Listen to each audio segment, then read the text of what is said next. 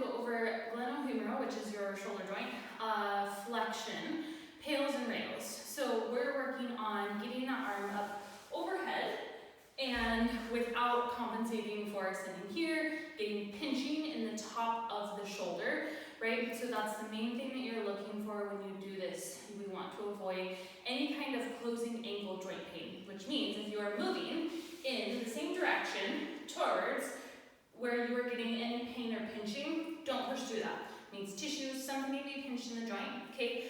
PAILS and rails stands for progressive and regressive angular isometric loading, which means we're going to be doing a lot of this in an isometric fashion, which means without movement.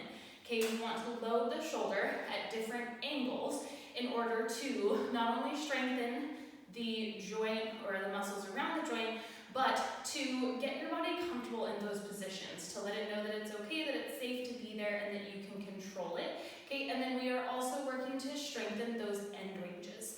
So the first thing you're gonna do is find, you can do this on a door, a squat rack, whatever, a wall, if that works for your range of motion. Okay, something, if you are working past your head here, you may need something that you can come through or into, okay? So you're gonna play with finding something that works for you, and you'll get a little better idea once I explain this to you and how we're gonna do this. So the first thing you're gonna do is find a stretch. So we are looking to, and this might be more comfortable, we are looking to come into this overhead position, okay? And the goal is to do all of this without compensating with any extension in the back, low back, anything like that. So I like this kneeling position because it helps kind of lock everything in and it makes you pay a little more attention to what's going on here. So I'm gonna come here and you can play with the angle of this. So I want you to feel where you find the most tension, okay? It may be out a little bit, okay? Or you can also play with where you're not getting pinching. If you come straight up overhead, which right now, normally that doesn't bother me, but if you come straight up overhead and you start to get pinching here, maybe you take it out a little bit and you work here, okay? So get comfortable with this, and then maybe you can slowly work into this. You're going to play with what works for you, okay? We don't want to like out here because that's working something totally different. That's fine, if that's tight you can do that, but just know that that's a little bit different of movement, okay? So you're working to get as vertical as possible. So when you come into this, the first thing you're going to do is find a comfortable stretch. We want to keep it mild, okay, because this is where we're going to hang out for a while. Your fingers might go a little bit tingly, that's okay, they'll come back, I promise. If you get any kind of sharp shooting pain, then I want you to come out of it. The goal is to maintain this position as long as you can, not as long as you can, but we're gonna hold. But if you need to come out of it as little as you need to decrease any pain, pinching, discomfort like that. Again, sharper shooting is different, okay? So the first thing we're gonna do is just a mild stretch, and we're gonna hold this for an upwards of 2 minutes. If you get to 1.5 minutes and you're like, this is super uncomfortable, again, try to come out of it as little as you have to make it doable, but the goal is to hang out here. So the first sequence of this, or the first part of this sequence is going to be a 2-minute stretch, okay? We're gonna pretend that we held for 2 minutes here.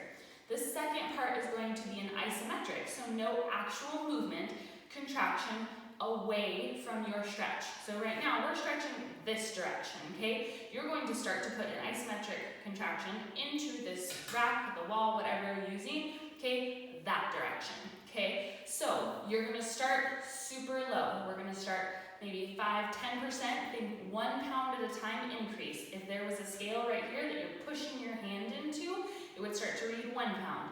2 pounds, okay? So you are slowly starting to try and push whatever you're holding is holding your arm up away from you. It's not going to move, okay? If it were to move, your arm would be doing this, okay? This one's not, but it is working, okay? So we're gonna increase 1 pound, 2 pounds, 3, 4. Okay, for your first set, work up to maybe 30 to 50% intensity. That's gonna look different for everybody. Try and feel it out. And the goal of this is also control. So you're working on actually feeling those increases in intensity as you work your way up. Once you get to that desired intensity, okay, the more you do these, the higher that's gonna get if you have a designated percentage, and you're gonna do it up to that. Okay, so you're going to hold for 15 seconds. So your full 20 to 25 seconds. If the higher you ramp up, the less time you can hold at that intensity. If you're at 100%, you might be able to hold and maintain that intensity for 8 to 10 seconds, okay? So that's going to vary based on the intensity. If you're at 30 to 50% intensity, it shouldn't be an issue to hold for 15 seconds, okay? We counted our way down, 15, 14, 13. We're holding that contraction, 9, 8, 7, 3, 2, 1, okay? You're going to slowly back off the contraction, but do not come out of the stretch. Maintain this position, okay? Rib cage is tucked, core is engaged. You're going to take a breath, and you're going to try and pull your arm away from the rack, okay? It may not move. You might get a little bit of movement, okay? And if you do, okay, you're just gonna pull it back away from the rack. I'm not getting any movement. I cannot pull my hand away, okay? Away from the rack. You're gonna hold for 10 seconds. 9, 8, 7, 6, 5, 4, 3, 2, 1, okay? And then, if you were able to pull away from the rack, you're going to move your whole body forward to bring your arm back. You're not just gonna let your arm drop back down, okay? So, I'm gonna show you from the side. It might look something like this. You're pressing in. I'm gonna do it from here. You're pressing in, okay? Now you're gonna slowly back off, and then you're gonna try and pull your hand back. Nothing moves except for your arm, okay? My body didn't move. I'm gonna hold here. 9, 8, 7, 6, 5, 4, 3, 2, 1, okay? And then my whole body is gonna shift forward and come in back into that position, okay? So that's what that's gonna look like. That is one round. You're going to repeat that, okay?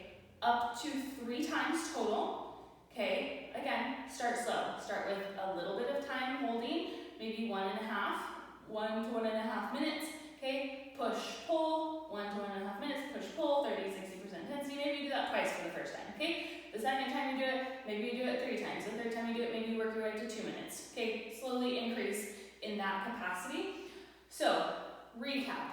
Holding mild tension.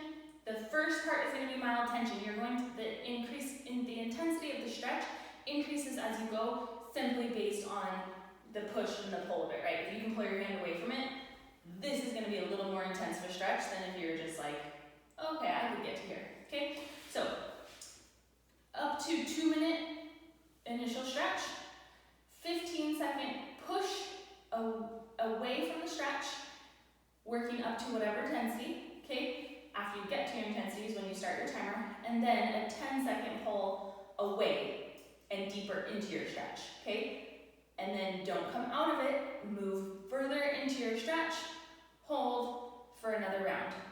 2-minute stretch, 15-second push, 10-second pull, okay? So that's what that is going to look like for working